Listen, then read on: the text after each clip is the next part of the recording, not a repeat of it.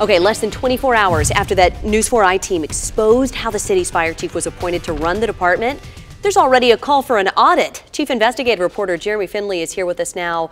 Okay, a lot of people are talking about this report that you had air last night. And you know, I think, Lauren, it's because so many of us, we resonate with us because we've all applied for jobs, right? That we felt like we were qualified for. Maybe we became finalists, and then when we didn't get the job, and it left us wondering what happened. Yeah, right. Well, what we uncovered has one councilman saying an audit needs to be done of the hiring throughout the city, and here's why. Want to get Metro Council members fired up? Show them a list of candidates who'd qualified for consideration for one of the city's highest jobs, and then tell them that list was essentially torched. And the person named to temporarily run the department instead wouldn't have even qualified at the time for the fire chief job. That is wrong, period. Does that seem questionable to you? Of course it's questionable. A 3-month News 4i team investigation found what happened, starting with this: the recruitment list for chief in 2016 through October 2017.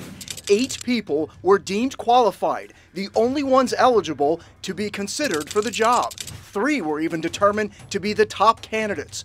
A minimum qualification, a bachelor's degree. One candidate even had a master's degree. Not on the list, William Swan, a veteran of the fire department, the chief of staff to the fire chief. He didn't, though, have a bachelor's degree. If he'd applied, he'd have been rejected. But look what happened instead. On October 27, 2017, all of those 8 candidates got this email from Metro HR saying the eligibility list had suddenly been abolished. No reason given. Then, just 5 days later, a surprise announcement. Chief Ricky White was stepping down after getting a DUI, and an interim director was named, someone who would lead the department for the next 11 months before finally getting the job. Someone not on the eligibility list, William Swan. He wasn't on the eligible list. He Right. wasn't even in the top 3 candidates on the eligible list. But he was still named interim. Why? I have no idea. I would love to tell you I know the answer. I don't.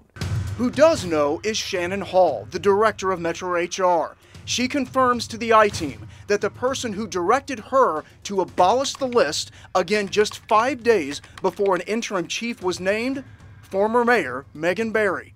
The same person who would issue this news release, reading she'd found someone to fill the chief role and appointed William Swan. Does it concern you that these candidates were abolished? It concerns me that we didn't treat them fairly.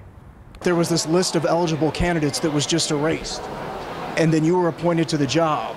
Did you know about any of that? No, I don't. I don't know any of that. When Swan refused our repeated requests for a sit-down interview, we tracked him down.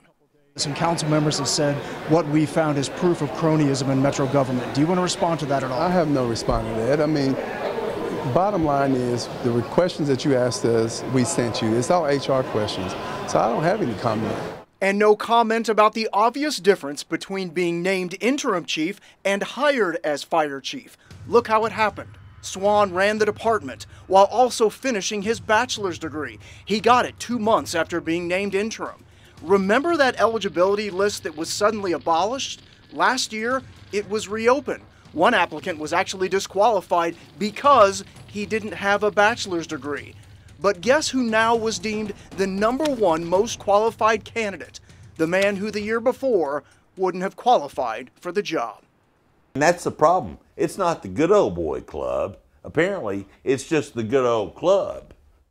Okay, so after our story aired last night, Councilman Glover says he's requesting an audit of all of the hiring policies in all Metro departments, trying to get an idea, so he's going to make a written request in the days to come to try and get that audit. In your story just now, you mentioned former Mayor Megan Barry. Right. Thank you. I almost said Briley. Yes, and also current Mayor Briley. That's right. Did you try to get comment from either one of them? What'd they say to you? We got big fat no comments repeatedly from both of them, but that doesn't mean we can't keep asking those questions, and we will. Absolutely. Yep. Thank you. Good work. Thanks, Lauren. Jeremy Finley. Appreciate it.